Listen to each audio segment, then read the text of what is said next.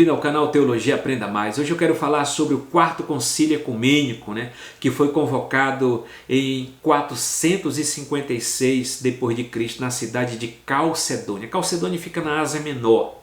Então esse concílio foi convocado sobre o governo do imperador Marciano, no concílio do governo Marciano. O concílio reuniu-se para desafiar a falsa doutrina de um arquimandrita, de um monge do mosteiro de Constantinopla chamado Eutiques, que rejeitava a natureza humana de Jesus Cristo, refutando uma heresia e defendendo a divindade de Jesus Cristo. Ele mesmo caiu ao extremo e ensinou que no Senhor Jesus Cristo a natureza humana estava completamente absorvida no divino. E, portanto, seguiu-se que uma pessoa só precisa reconhecer a natureza divina. Essa falsa doutrina é chamada de monofisismo. E os seguidores dela são chamados de monofisita. Monofisito, mono significa um, fisi significa natureza. Então ele defendia uma só natureza, que a humana foi absorvida pela divina, e a divina foi absorvida pela humana e formava uma só natureza.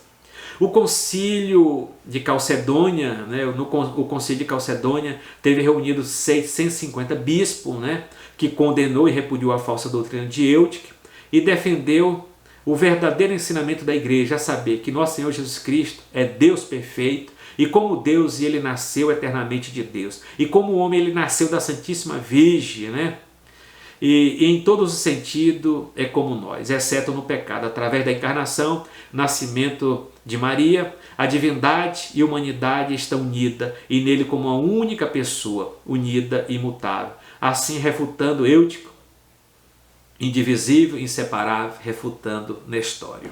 Então nós temos aqui a doutrina da união hipostática de Cristo, a união das duas naturezas,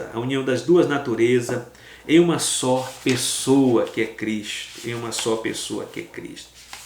E dentro desse concílio aqui do Calcedônia, eu quero ler aqui o credo de Calcedônia.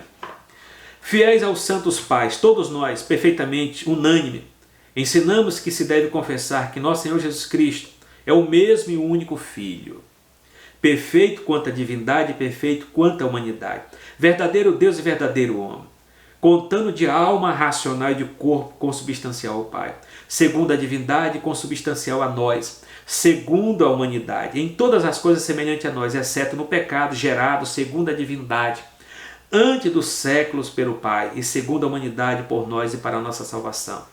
Gerado da Virgem Maria, a portadora de Deus, lembra lá, portadora de Deus Theotokos, um só e mesmo Cristo, Filho, Senhor, unigênito, que deve se confessar em duas naturezas, inconfundível, imutável, inseparável, indivisível. A distinção de natureza de modo algum é anulada pela união, mas pelo contrário, as propriedades de cada natureza permanecem intactas,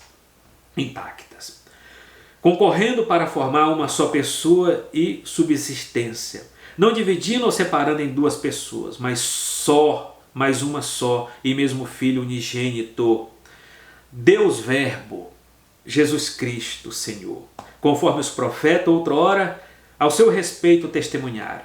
O mesmo Jesus Cristo ensinou-nos e o credo dos pais transmitiu-nos. Então, aqui está a definição de Calcedônia, que é tão importante para a cristandade de forma geral. Quando eu falo assim, é importante para o cristianismo, é importante para os três ramos do cristianismo, para o catolicismo romano, para o catolicismo ortodoxo e para o protestantismo. Nós devemos a Calcedônia essa definição da união hipostática, que é a união das duas naturezas de Cristo em uma só pessoa. É a doutrina da encarnação de Cristo. Ele se fez carne. Ele é uma pessoa, mas com duas naturezas. Então, shalom e até o próximo.